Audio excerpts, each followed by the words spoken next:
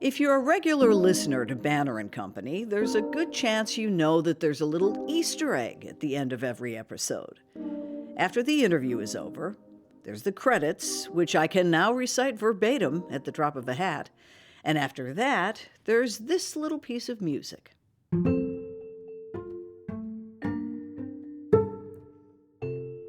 That's when I point our guest to the fishbowl that's been sitting on the table between us the whole time. Yes, a fishbowl. Pink gravel, little palm tree, no water, of course, and no fish. And this little fishbowl holds small pieces of folded paper, each inscribed with what we call the final question. The question is in the fishbowl? That's right. At the end of the interview, each guest pulls a question out of that bowl, each written by a former guest. Oh. So take your question. Oh. Let's see what we got. Just grab one. Okay. Oh, this is exciting. Oh. Ooh, a tradition. Now, what I love about this little feature of our show is that basically everyone who's ever been a guest on Banner and Company has also interviewed someone who's been on Banner and Company. So all of our guests are connected to each other this way. Sometimes the questions are serious. How can we improve the public transportation in Nashville? And sometimes they're not so serious. What color are your hand towels? Sometimes the person who answers the question knows the person who asked it. For example, when we had former Tennessee Governor and Nashville Mayor Phil Bredesen on the show, he pulled a question from Michael Shane Neal, who painted Bredesen's official portrait. Here's the question he asked. Looking back on whatever career it is, tell me about the one person that made the biggest difference in your life. Because that's, for me, what it's all about. Phil gave arguably the 100% correct answer for a married man. Okay. This is almost like saying your favorite book is the Bible or something in one of these political questions, but it has to be Andrea. And then for his question, Phil asked this. I'd say if you were granted the right to go back and talk to yourself as a 16-year-old, what would you tell yourself? Stephen Womack pulled that question out of the fishbowl. What would I tell myself? Learn to say no. Learn to say no. And on it goes. So for this final episode of 2025, we thought it would be fun to listen to a few of our final questions back to back, from question asker to question answerer, who by and large are strangers in this big city. I like to think that this little thread connecting them together makes it feel a little more like a small town.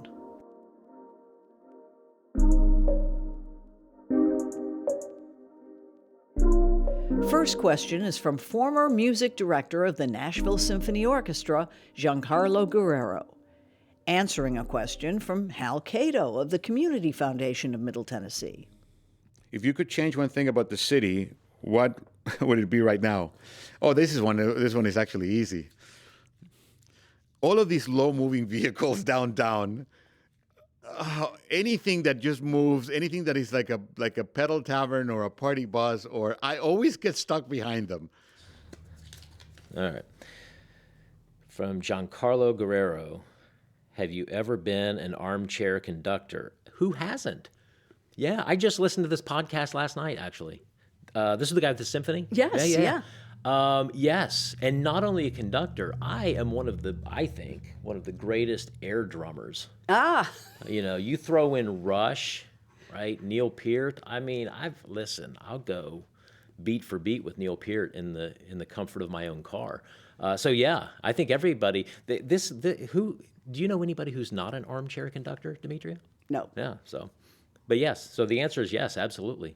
Matter of fact, when I get in my car and drive home now, I'm gonna probably lead a band in something. All right. Fishbowl question is from Willie Steele.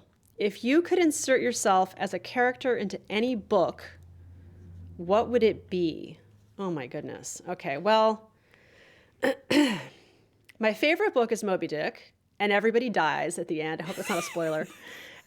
Except Ishmael. And I don't think I want to be Ishmael, so I got to find something different.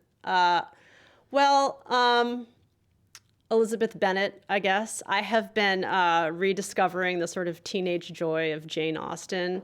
And, you know, she gets the guy, and he's a handsome, sort of socially awkward, but very deeply loving person. And so that's my husband, and that's who I would insert myself as. Well, it's supposed to be a surprise. I'm so stressed out. It looks like the rocks look like nerds. Are y'all into nerds gummies? They do look a little the like or nerds. the clusters. The nerds Yeah. clusters. They're expensive, but they're good. Okay.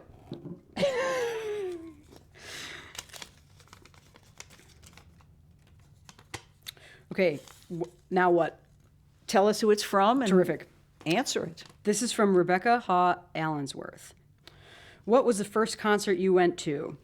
That would be U2 at the Allstate Arena. right down the road from Morton Grove. Yeah, Or does this yeah. go back in the fishbowl? No, it can go out. And the year was, and what do you remember about it? I don't remember the year. I remember that it was a spectacle. I remember the production. I remember the incredible, huge guitar sounds.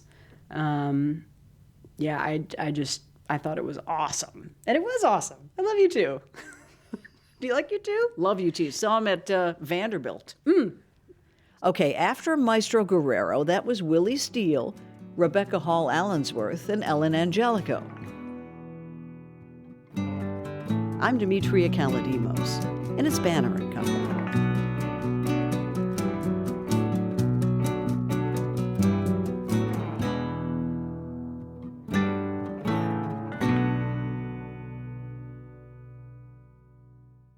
This episode is brought to you by Nespresso. Gift magical mornings with Nespresso Virtuo Pop.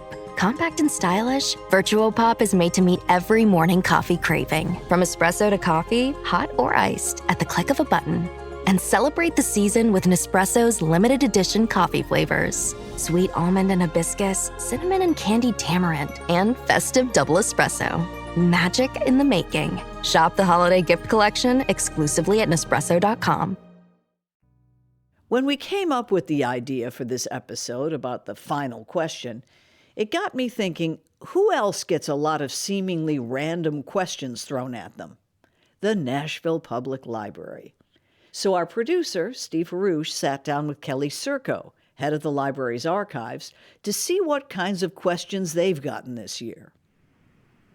They can be all over the place. It can be anything from, I'm looking for somebody who wrote a will in 1785, to I want to know who won the election in 1964. So it's really a broad range of questions that we'll get about Nashville history. Somebody once wanted to know when the gas lamps were first lit in the city. Do you remember that off the top of your head? 1850, I believe. Okay. Sometimes I know it off the top of my head. Most of the time we've got to do a little bit of a dive into our records or into newspapers or things like that so we get the most accurate answer for people. So, yeah, some of it is we have indexes that will help us find an answer really quick. We have a lot of digitized photographs, but for the most part, a lot of times we got to go back in the clothes stacks and dig for you.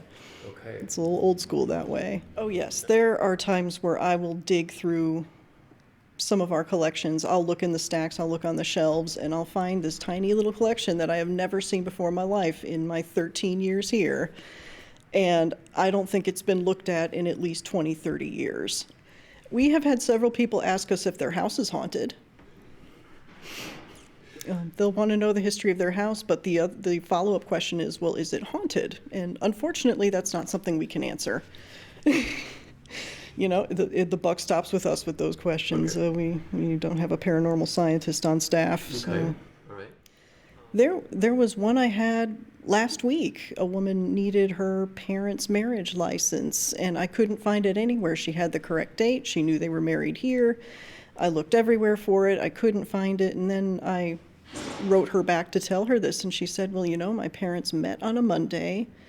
They got married that Sunday in a judge's house. They're not even sure if that marriage was filed. So right now, if someone had a question, how would they get that question to you? Email is probably best. Our website is on NPL's website for Metro Archives. What does it feel like when someone gives you something that at the beginning you're not quite sure how you're going to find, and then you eventually figure it out? I feel like a detective with a new case. So I'm on the case. And so I just got to think about it for a while and just kind of look through our indexes and our finding aids and kind of see what do we have that might be relevant to this. So yeah, it's a lot of sleuthing, and I love it.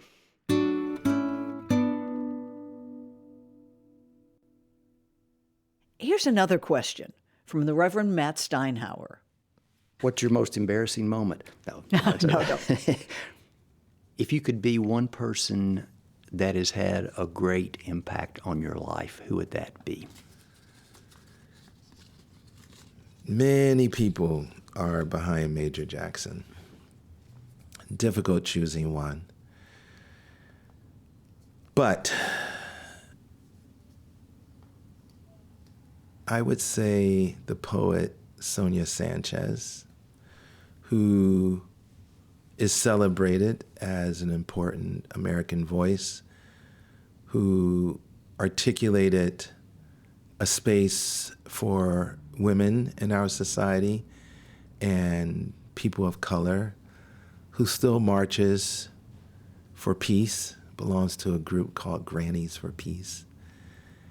She is someone who was my teacher at Temple University. When I was an accounting major, I took poetry classes, I took literature classes, I took introduction to drama, and her teaching was transformative because her teaching wasn't divorced from very real human experiences and feelings.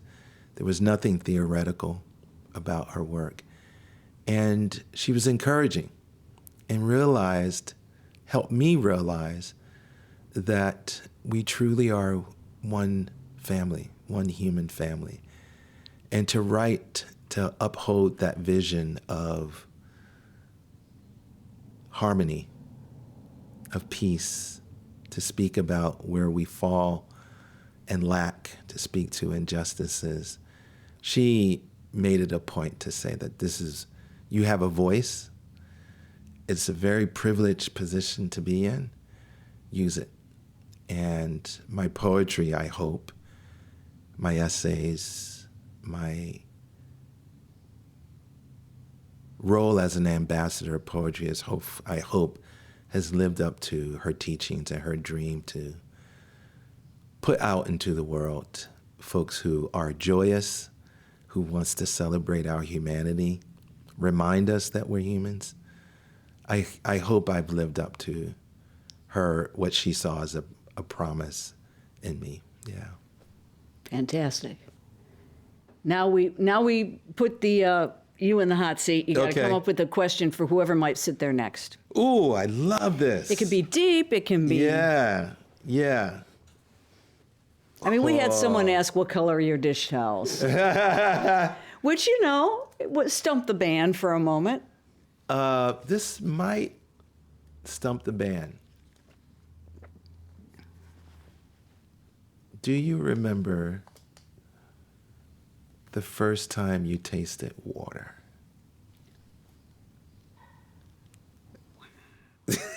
Listen, that's not a question. That's the first line of a poem. That's right. From a poet's mouth. Great. Thank you so much. You are just wonderful. Oh, what a joyous person you are. What a pleasure you've made this.